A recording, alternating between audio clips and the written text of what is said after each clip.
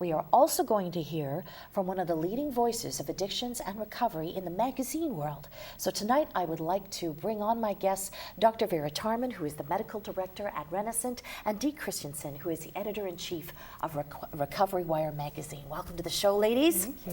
Dr. Tarman, you know, as I mentioned off the top of the show, a lot of people dealing with depression, and a part of it is this time of year, isn't it? That's right. Yeah, a lot of it is this time of year. It's it's post-Christmas, and the bills are in, and the excitement of Christmas is over, but the aftermath is here to stay, and it's the reality. People are having to pay bills. They're paying attention to that. Also, people have gotten off of their diet wagon because it's Christmas time. Now they're facing the scales, and not only that, but they're also facing the fact that it's really hard to just stop eating once you start. So now it's like, now what do I do? So there's just the reality of that. Yeah. And then there's also the fact that it's Christmas. I mean, it's not Christmas, it's winter. And we've got the whole seasonal affective disorder. If people aren't taking their vitamin D and they're not getting out there very much, just the natural effects of being in the darkness is depressing in and of itself. Dee, tell me a little bit about Recovery Wire magazine. I've been taking a look at this with interest since it's just its inception. You've just gotten going, right? Yes, yes. So we launched actually in the fall of this past year in 2012, and Recovery Wire magazine was, there's a group of us that got together and decided that we wanted to celebrate clean living, and so we built this medium where we could talk about issues that impact people who are in recovery. And what's most important is that we're quirky and we have a lot of fun with it. It's not a really serious topic. It doesn't have to be sometimes, you know. We have great lives, and so we put together this incredible magazine that comes out 6 times a year, where we talk about everything from policies to the way that we improve our lives to how to get happy, and we're really excited about it. What's your message? What's your overall message of Recovery Wire? Well, what we say at Recovery Wire is, whatever your vice, we speak your language. So we pull together a bunch of experts, just like you do on this show, you know, people who have been impacted by addiction in one way or another, whether they're nurses or physicians, or my background is social work.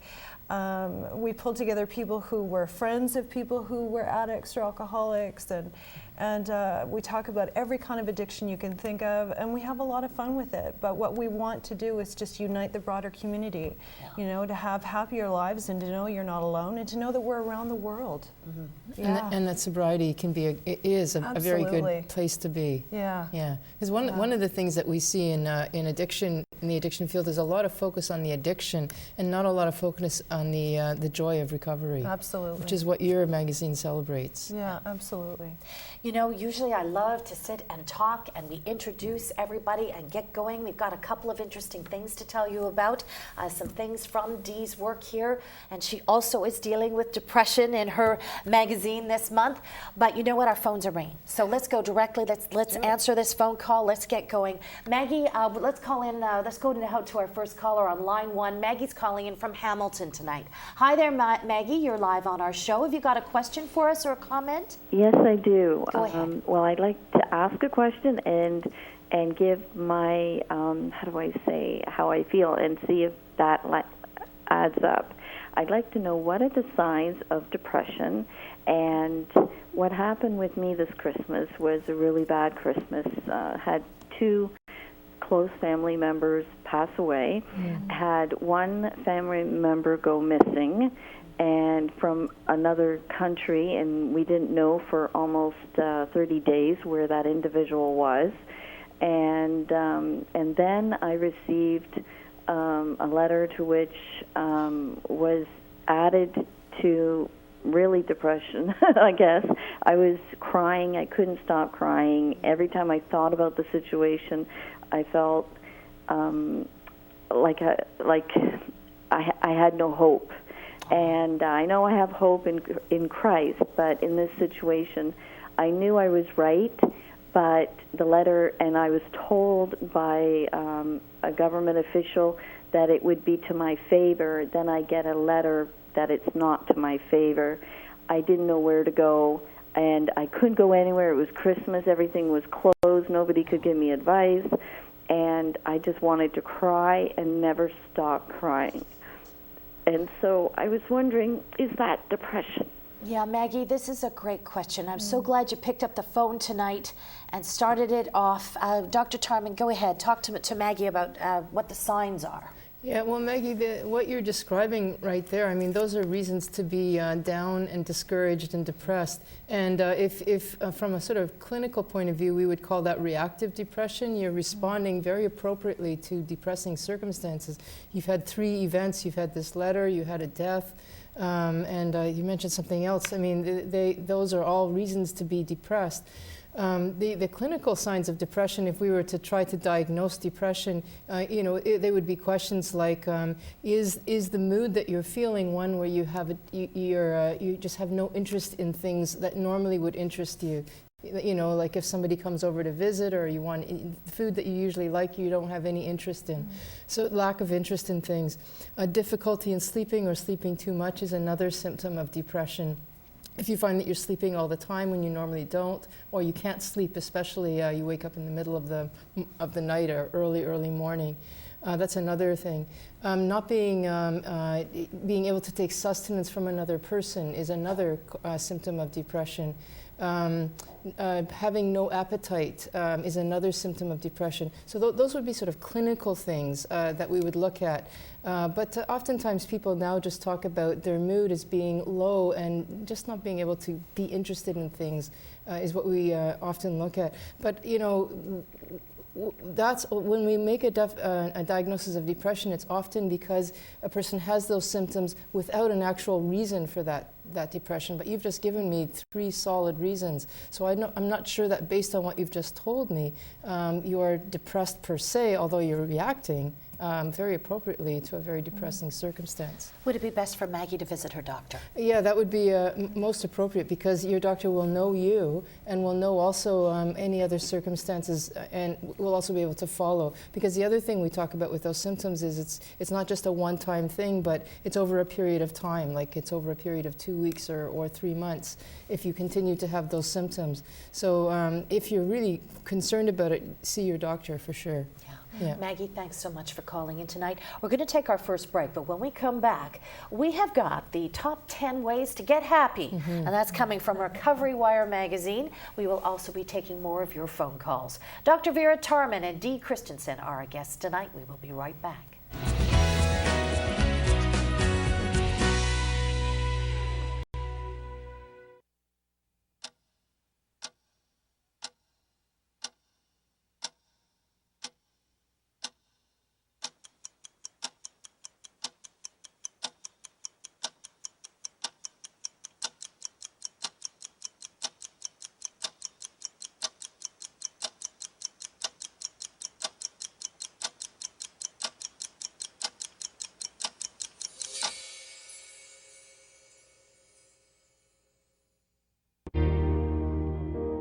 There's no freedom for the faithless here, who only see through hollow eyes of fear. Have you traveled well to what you want to be? Let me walk you to the water.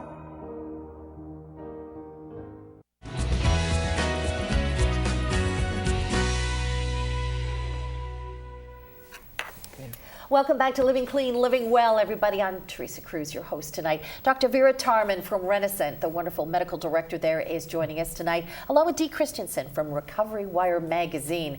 And, we were talking at the beginning of the show about, it's how hard it is to get through this time of year. And Recovery Wire magazine thought about it too. And isn't it interesting? Here we are doing this show, and you did the top 10 ways to get happy. So I said, well, isn't this fantastic? So Dee, take it away. What are the top 10 ways to get happy? Okay, so number 1, it's basic, but it's make your bed. If things start to turn the wrong way, you don't want to give your mind evidence that things are going wrong. So if you're at the bottom of all things and you look around at a nice organized space, you're going to feel a lot better and rebound quicker. Number 2 is journal. We're not talking about a novel here. We're talking about 1 or 2 lines that are situational. Something went wrong in the day and you have to boil it down to its right size instead of letting it be grandiose. You mark it off every day, and that way it doesn't grow and get out of control. Number 3, just wait. What that means is, before you think any reaction, just wait. If something is going wrong and you come up with a plan and it seems totally insane in your mind, just wait. Walk around the block. Don't do anything in the heat of a moment. It's amazing how much you'll be able to sideswipe some negative energy that way. And number 4 is make a fear list. Make a little list of the things that you're afraid of, and one at a time, just check them off. Things that frighten you, and that way you start to feel really fantastic about yourself because you're starting to get things off of your list that you were once really scared of doing. Number 5, remember your body. You know, it's really important that you eat properly, that you sleep properly, that you get the right amount of exercise every day. You need to remember how to meditate, and meditation doesn't mean, you know, floating and levitating. It means sitting through the discomfort of your brain wandering off in another direction, because it teaches you how to endure things that are uncomfortable, which is really important. Join a committee. Join a committee teaches you how to work through conflict. And it's harder to get unhappy if you know how to work through conflict. And volunteer. Volunteering surrounds you with other people that are in positive states of mind, and it does really great things. It just feels good to give back, doesn't it? It does. It feels great to give back, and you're always surrounded by people who also want to give back. It's hard to be depressed that way. Number 9, surround yourself with joy. You know, surround yourself with people who are joyous and images that are joyous, you know? Sure, and also maybe surround yourself with our four-legged fuzzy people. Absolutely. Like dogs and cats. Oh, I had to bring in, this is my new puppy, Finnegan. He's 8 weeks old. And when I looked at this and it says, surround yourself with joy, and in your magazine you had dogs, I thought, I've got to share with everybody, for our wonderful viewers, my joy right now is our little Finnegan. Who could be depressed looking at that? No one. Well, at 3 in the morning when you have to take them outside, if you're thinking I'm looking a little tired, that's why. And Dr. Tarman, you have little Casper, and you've got 2 kittens. I got 2 little Burmese kittens, Max sweet. and Mina. Yeah? So you're surrounded by joy, right? Exactly. Yes. And our number 10 is vacation. And it does not have to be anything enormous. And don't wait for a leader to emerge. You know, be the leader.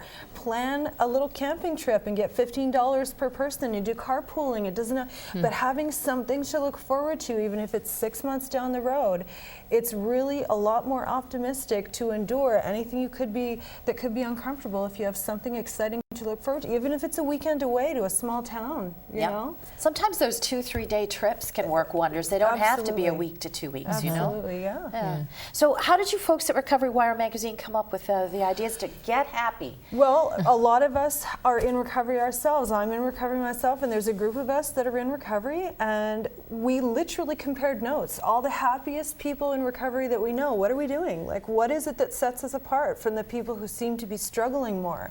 What sets us apart is this is how we live. These are the tangible, practical things we do every day to prevent us from going to a dark place. That's really it. Yeah, that's really valuable. I'm going to ask you, can I put this on our website? I would love it. And I will attribute it to Recovery Wire. So if you were madly writing and you didn't get all the 10 tips down, abusehurts.com is our website. Find our logo, Living Clean, Living Well, and I'll have that put up on the resource page maybe sometime tomorrow. So I'll make sure that that gets there for you.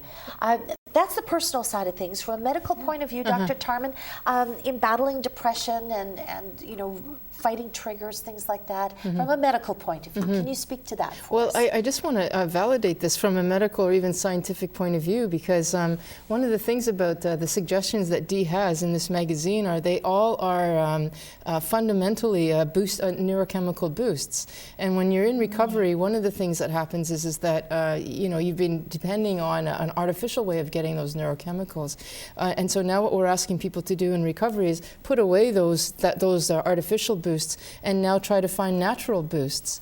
And some of the things that you've listed there, you know, looking forward to something, that's frankly, it's a dopamine boost. That's like getting, instead of having sugar, which is dopamine, or cocaine, which is dopamine, you're getting excited about something. So vacation. You mentioned there the furry friends. Well, that's oxytocin. That's our natural bonding chemical. You mentioned service through committee. That's serotonin. That's our social bonding chemical. I mean, these are all actual ways that you can well, they're naturally, but you're artificially, because you're making yourself do these things which will give you a natural high. And the more you do them, the higher you get. But it's a natural high. That's great. So there's a whole scientific reason for everything that you guys that's just right. did. We Snap. planned that. Yes, and I really like those ideas because they're natural and you're not going to come off of those, and nor do you become tolerant or dependent on them. Yeah. And if you need something more than that, of course, there's other options like medication. But my suggestion would always be to, if you can, there's no side effects from these things. Yeah. No side effects. Which is great. Which is great, and they work. It's the gift that keeps giving. So, Well, thanks for sharing. yes. Part of this show is the fact that you folks share too and reach out. So folks, the toll-free lines are open right across Canada. Last week we had calls from coast to coast and also from Spokane, Washington. So, Wow. Our show is making great strides and reaching out in so many ways. Let's go back now to our toll-free lines. And line 2, Kim's calling in from Owen Sound tonight. Hi there, Kim. You're next up on Living Clean, Living Well. Have you got a comment or a question for us? Hello? Hi there, Kim. You're live on the show. Go ahead. Yes, I was wondering, is it possible to be born depressed? That's a good question. Kim, it must be freezing cold up there, is it? I'm sorry. Yes, very cold. Yeah, I'm just thinking Owen Sound. Oh, I can imagine a lot of snow. I don't know if you can be born depressed, but you can be predisposed to depression. And that we know that that's the case because we can just see it in terms of genetics, that oftentimes there's a genetic predisposition. In terms of understanding what that is actually composed of, we're not really sure, but there may be a neurochemical predisposition in that some people just have, those neurochemicals that I was just talking about. It appears to be that some people have abnormalities in the sort of the receptors of those, basically in the brain, abnormalities, so that you require more of something to feel excited, and if you don't get the more of, then you're going to have a sense that things are not as pleasurable to do as somebody else who will feel very pleasurable. So it is possible to be born predisposed. Yes. Can it be genetic? Well, yes. Is that what you mean that's by what I'm being trying to say. predisposed? Yeah, it can be. It So can be in your genetic. genes. So if you've got a family member that's been depressed, Yes, then you can. And then the other thing is if you're living in an environment that, first of all, like our previous caller, has lots of depressing things around you, then there you go. Then you don't have to be predisposed. You're already depressed. The other thing that is really seems to be the case is that you can be born into circumstances where our coping skills, like these 10 ways to be happy, if you're not taught that from the get-go on how to do that, because this is good for the person who's not necessarily having an addiction problem, if they have to do these things too, and if they haven't been taught as a child how to cooperate with people, how to enjoy animals, all of these things, then you're not going to be happy either. Yeah. Kim, does that help? Did you want to do a follow-up question with Dr. Tarman or with Dee? Okay. I guess maybe that answered that for you. Do you feel that you were born depressed, or someone in your family perhaps? Yes. You do, eh? Yeah. You're looking for answers by chance? My whole life, it seems to be what my life is defined by how can I beat this without becoming part of the system's medication. I work really hard all the time. Yeah, and it might well be that because in the same way that some people are predisposed to become obese, they're going to have to work really hard at their diet so that, and I don't mean diet, just at their food plan, so that they don't become obese. I think it is really true that some people who are predisposed to become addicted or depressed will have to work extra hard to not be depressed or to not get addicted to something. It's just, I guess, the turn of the dice. Yeah. Kim, thanks so much for calling in tonight. She brought up a really good point, being predisposed to it. And you've got to work extra hard. Who wants to hear that? You know what I mean?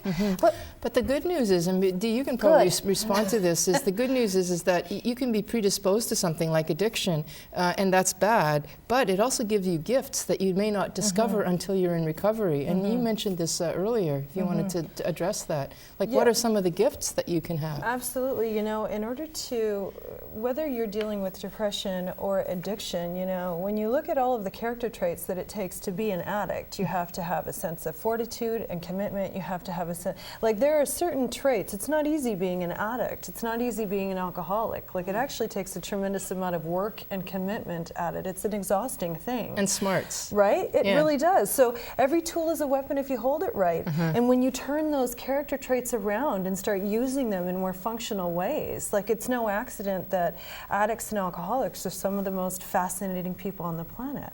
Like we're some of the most successful, we're all over the news, we're some of the most amazing actors. Like Yes. it's, you know, it's no accident because these character traits Yeah. turn out to be such blessings when you're able to turn them around. I know myself when I was doing family medicine and addictions work that I just found myself gravitating towards addictions work more and more because I found the people just so much more interesting. Yeah. Pardon the non-addicts. I don't mean to sound Yeah.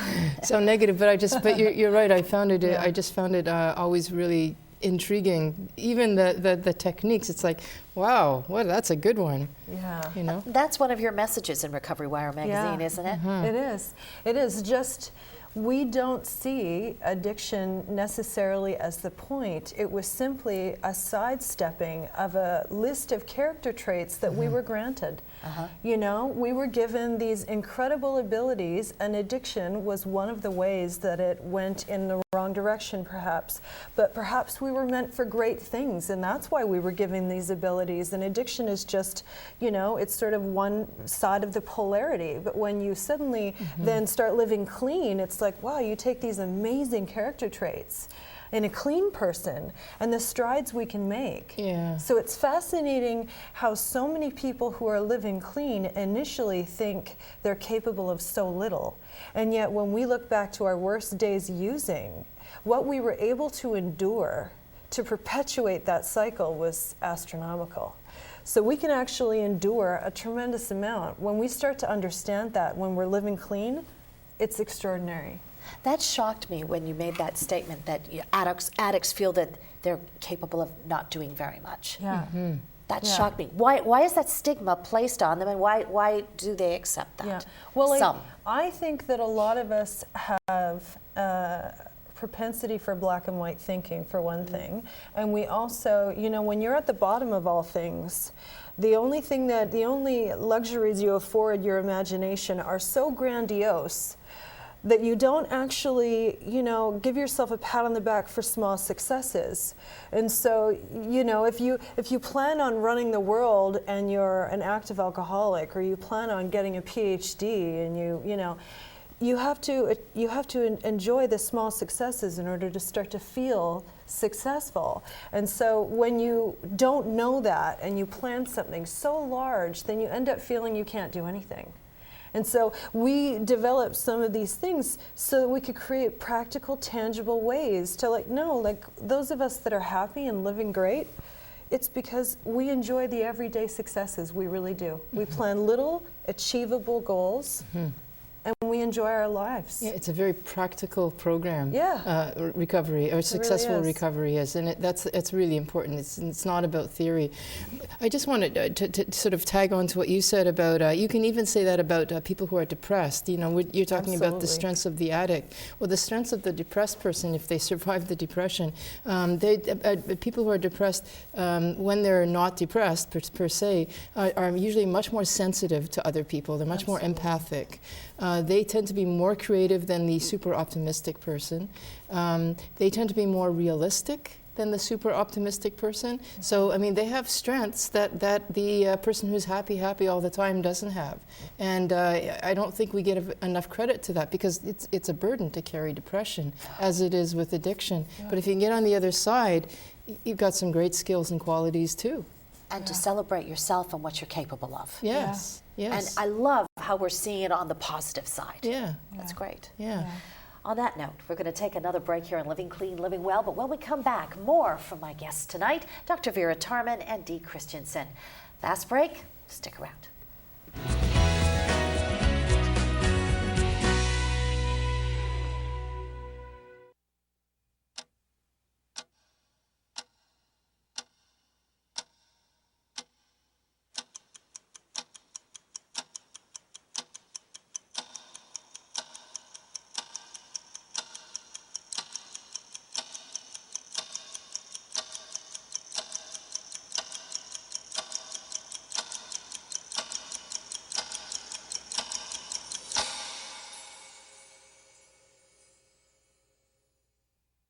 Hi, I'm Rogan Christopher of the hit television series Nikita. 1 in 10 Canadians will struggle with addiction in their lifetime, and at least 4 others will be affected by that addiction, be they spouses, coworkers, friends, family, or children. That's why Renison offers compassionate and effective treatment for individuals, families, and children that are affected by the disease. If you or someone you love is affected by drinking or drug use, please call Renison. Let them walk you to the water. I've had numerous opportunities to get into addiction counseling over the past 5 or 6 years. This one at New Awakenings really appealed to me. First off, the facility here, got a swimming pool, there's a gym downstairs. Other side of the fence, golf course, it's fantastic, and the food is, world class. The staff cover all aspects of recovery. These are people with extensive experience in the field, all with the sincere desire to be helpful. If you want a shot at recovery from drug and alcohol addiction, New Awakenings is your best bet. Give us a call. We'll get right back to you.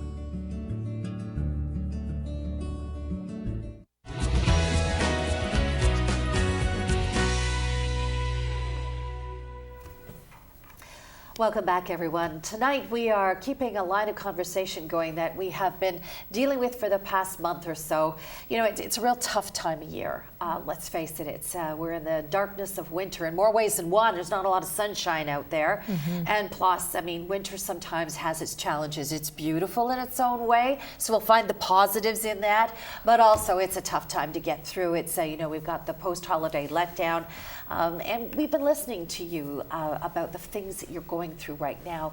Are you struggling? I'm going to just put it right out there. Are you hurting right now? Are you depressed? Are you lonely? Are you worried about triggering if you're dealing with addictions or substance abuse? We are here and we are talking about it this week as well. Last week, as I mentioned, we talked about it with Don Slessor and Julie Russell, and this week we're keeping the conversation going. So folks, if you have a question tonight, or maybe a family member is going through something and you would like to talk about it, just pick up the phone. This is a safe haven for you to share. And it's also a great place to learn, and you know, it's a great forum of togetherness and working through all of this. So let's go back to our toll-free lines. Calling in from Oshawa tonight. On line 1 is Sean. Hi there, Sean. You're talking to Dr. Vera Tarman and Dee Christensen tonight. Hello there, Sean. Go ahead. I'm calling in regards to the fine line between pain management and addiction. Because in 2002, I was a pretty bad alcoholic and a drug addict. It didn't matter what I could get my hands on, I would take it. And I attended a treatment center set up from my local union, and I successfully completed the program and spent a lot of time, you know, working on my recovery. And it wasn't until I got sober that I realized that my body was not proper. And I had to get a couple surgeries on my wrists. And since then, I've been even hit by a car. And I was on opiate medication. And the whole stigma with the Oxycontin and everything, it's pretty bad in Ontario. And I had a valid script from a valid doctor. Everything was legitimate. But as the ball kept rolling, they would do urine tests, and I was getting my teeth removed, and they cut me off my script because of my teeth, the Novocaine. So when I did my pee test, they said, okay, you test positive for cocaine. And I'm not lying to myself, I'm not lying, but just looking at me, a guy with tattoos, lip piercings, they assume that, okay, this guy's on drugs. And that's completely, validation, like surgeons don't cut people open just for the sake. Like, I'm not a drug seeker. I didn't ask to be in this pain. I didn't ask to be hit by a car. And now it's just this whole year has just been one big downward spiral. I have 3 daughters, 13, 8, and 6. And somebody broke into our house to steal my opiate medication. And now I'm being, I know, it's just craziness. And now I'm being accused of being a drug dealer. I've had my kids taken away from me. And Now I no longer have my pain meds. I no longer have my children. My grandmother passed away. Wow, I'm fighting this battle in court, and everybody just keeps telling me I'm a drug addict. So Sean, why don't we put this all together? Obviously a tough chain of events for you. Talk to Dr. Tarman and to Dee and ask them a question. You started off about pain meds. Go ahead and ask that question. I've been to 20 doctors, and everybody's, oh, you're a drug addict. Go on methadone. I've done the methadone, but it doesn't do anything for my pain. Yes, I don't go through withdrawals. So he's looking for other ways, I guess, to deal with pain management. Oh, well, I don't know if I can answer that question in this kind of a context. But, you know, Sean, it sounds like you've become a casualty of the sort of opiate system because, I mean, showing positive for cocaine, and you're right, and Novocaine can do that, and then having, you know, an issue with your opiates being robbed from your house. You know, if you look at it from the perspective of the system, those are reasons to be very cautious with you, because we're dealing with a situation right now, especially with OxyContin, where there's been such a rate of diversion, or basically people getting drugs and selling them, that the system is hyper alert. And it sounds like you've become a sort of casualty of that hyper alertness. I don't know how you can get out of that situation. I mean, methadone is one way to do that because the doctor can feel comfortable in prescribing it, knowing that just in a way that's a lot more comfortable than prescribing opiates. But methadone is used for pain management if you take it on a 3 times a day basis. But I know from people telling me that it doesn't work as well as opiates. And the thing about when you're on opiates, you become actually hypersensitive to pain more than if you're not on opiates. So you're really in an unfortunate circumstance. I can really empathize with your difficulty, but you're caught in a rock and a hard place because you're working with a system right now, today, 2013, where people are extra worried about it. If you could get off of the opiates completely, you'd be out of this problem, but I appreciate that, you know, they're sometimes the only things that work. Another suggestion, I don't know. Really, probably methadone is the best one because you sidestep out of this whole opiate dilemma that we're in right now.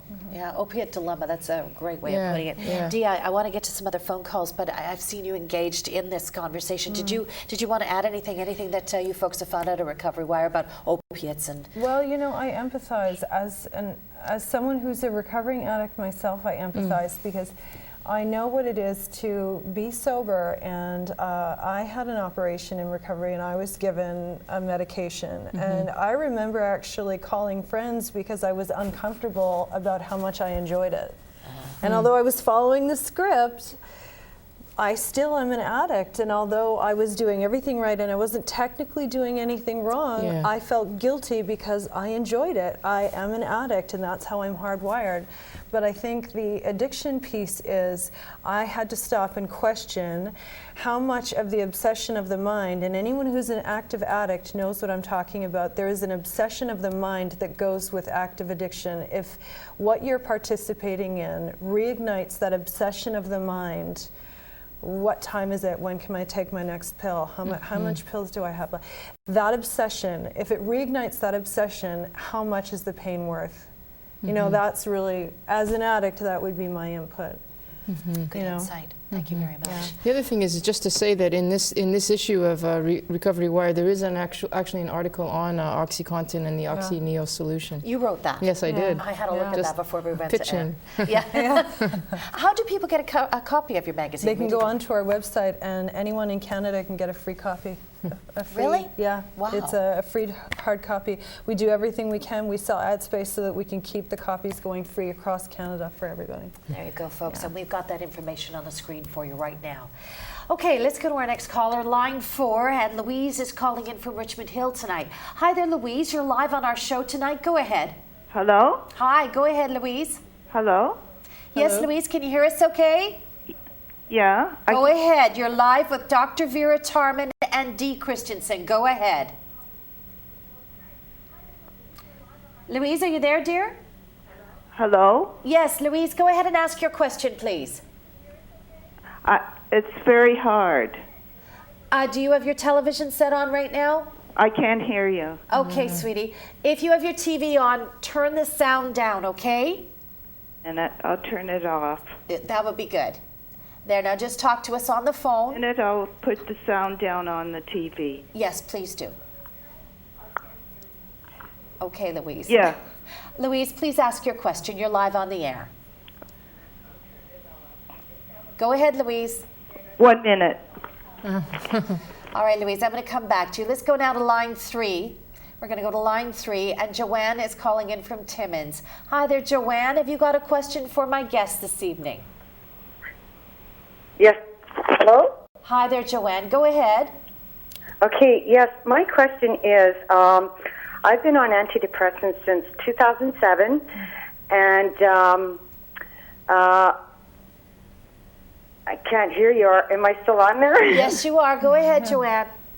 Okay. I've been on antidepressants since 2007, and I can't even count anymore the times they've changed, and nothing seems to work for me.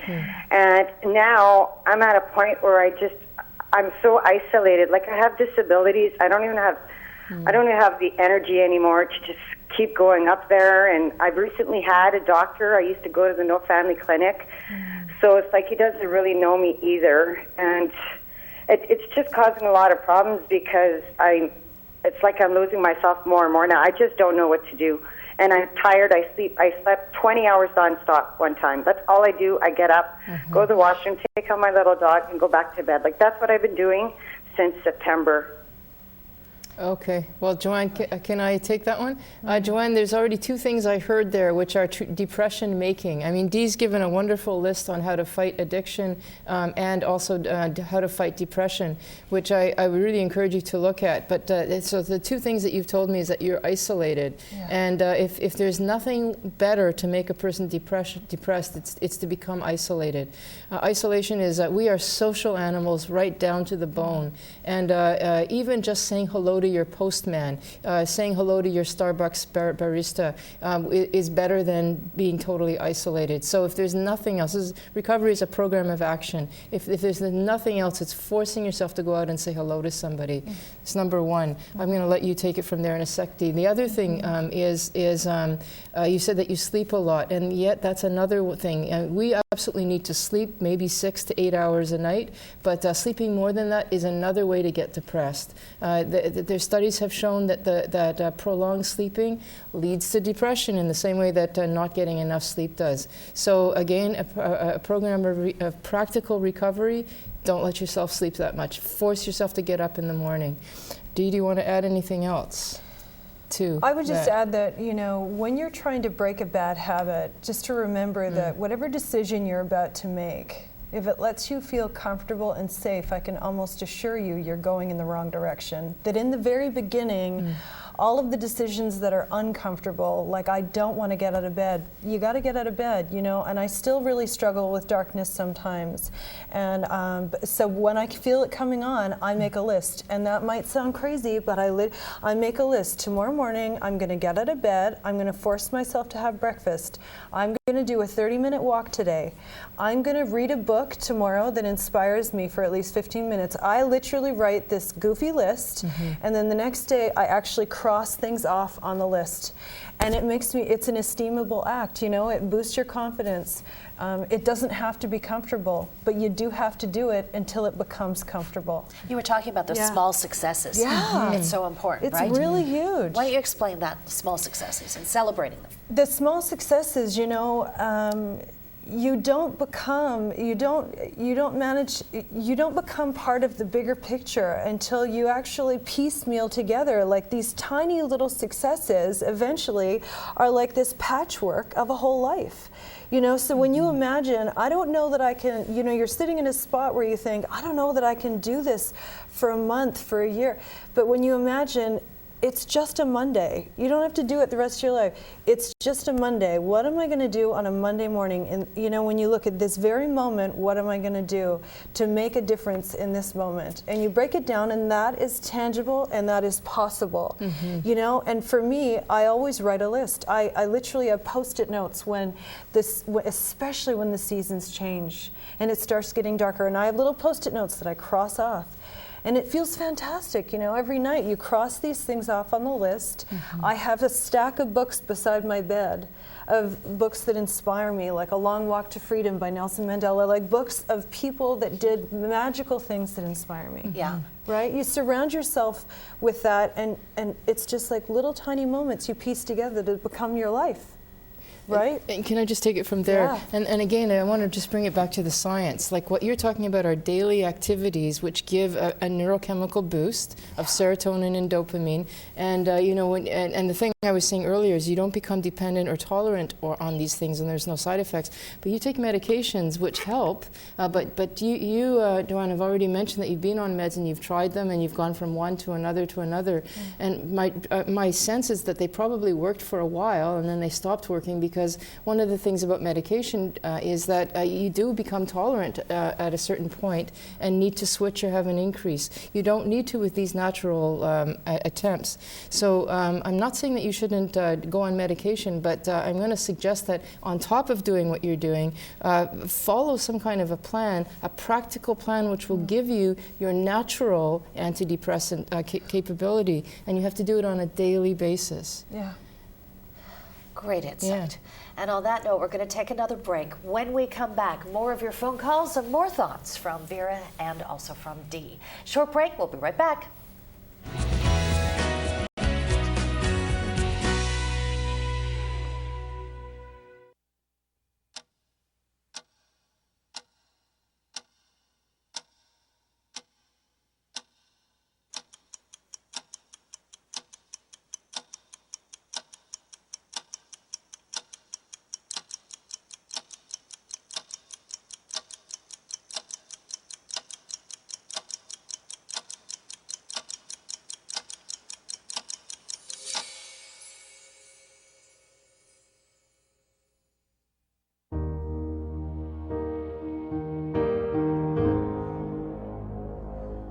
When you find you're slowly going under, and the light only makes it harder, the light only makes it harder to see. I will be your shelter from the thunder, just as long as you give this promise to me. And let me walk you to the water. If you just let go, you will come to know what I mean when I say that it's okay to be this bold. I could ease the hurt if you only turn at my word and you do me this honor. Let me walk you to the water. Statistics state that it is likely you know a victim of abuse. It could be a friend, a relative, a colleague. It could even be you. 1 in 3 girls and 1 in 5 boys will be sexually abused before they reach the age of 18. Please give them hope. Help us make it stop. Go to abusehurts.com and give to the Canadian Centre for Abuse Awareness.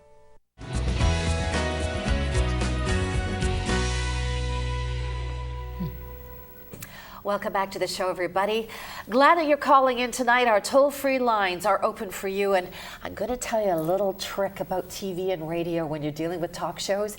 You can't have your TV set on, or your radio, if you're dealing with a radio show. You can't have that show on while you talk to us on air, because there is always a delay. So what you hear on TV is going to be further back than where we actually are in the show, if that makes sense. So Louise, if you want to give us a call back in, just just remember, turn down your TV while you're waiting for us, and we will get to your call right away. So we were talking earlier at the top of the show, just in case you missed it, Recovery Wire magazine, of which Dee Christensen is the editor-in-chief of, came up with this month of January, when it is so hard to be happy at this time of year, top 10 ways to get happy. So let's recap those for all those folks that may have missed them off the top. Recovery Wire magazine is saying, make your bed, journal, and just wait. Dee, why just wait? What's that? Just wait. You know, your brain is going to want to do something really extreme in moments when it stresses out. It's going to come up with, my boss is making me crazy, I just want to quit. Just wait. Walk around the block. Never make a decision in the heat of a moment. Other ways to make yourself happy. Number 4, make a fear list. How about that one, Dee? What's a fear list? You know, people who achieve their life's dreams started out by overcoming the tiniest fears, and you add those up and it makes a pretty extraordinary life. You know, you're afraid to give a girl your number, write it on your fear list, and that's what you're going to do. It seems so you silly. actually do it? Yeah, you make a little list. You make a list of the things that you're afraid to do. What are you afraid to do? I'm scared to talk to girls when I see them. I'm scared, you know, I'm scared of financial insecurity. I'm scared, whatever it is that frightens you, and one by one, they can be the silliest, smallest fears, but one by one you pick them off. Shaking, you're going to walk up and give your, you know, that girl your number, you know, you're going to pay your bills on time if that's what your fear, whatever it is that frightens you, but one by one you pick it off, and imagine how different life would be if you didn't have all those little fears bugging you in the back of your mind. Right? And then once you've accomplished something, you're happy. Yeah, yeah. And also some ways to make yourself happy is to remember your body. You've got to look after that properly. Meditation is huge. Join a committee and volunteer. Getting out there and giving back. That's so huge, isn't it, Dee? It is, yeah. Yeah. And then number 9 is surround yourself with joy, whatever makes you happy. And 10, something we all love to do, a vacation. And, you know, Dr. Tarman, I'm sure even just a short little vacation's as, you know, as good medication, isn't it? Yes? It's great medication. Yeah, that's right. That's right. Well, let's head back to our phone lines now, and we're going to go back to line 4 now, and Ivan's calling in from London. Hello there, Ivan. Hi there. Hi, good to hear from you. Yeah, nice to talk to you too. So, did you want to talk to Vera and Dee tonight? Beg pardon? Do you want to have something to say to Vera and Dee, or do you want to, yeah? Well, there are sayings that help us keep sober, you know? Yep. Like, for instance, Ben Franklin's most famous saying is this: people that use excuses are good for nothing else. And you know, you hear people in AA that always use excuses. They did this because of this. You know, the only reason that they took a drink is because they had more desire to take a drink to stay sober. And there's another one that I love. It's on my answering machine.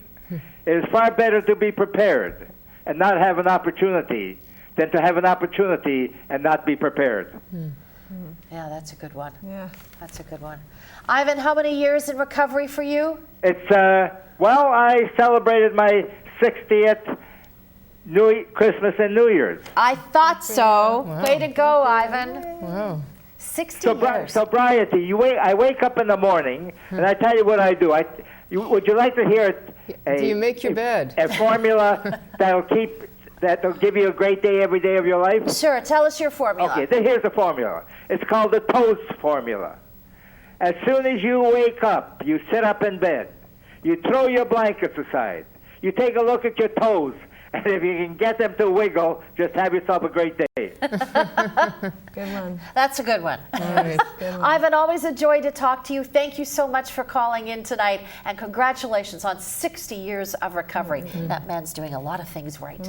Let's go to line 7 now. Peter's calling in from Montreal. Hi there, Peter. It's good to have you on the show tonight. Oh, thanks for having me. Hi, go ahead.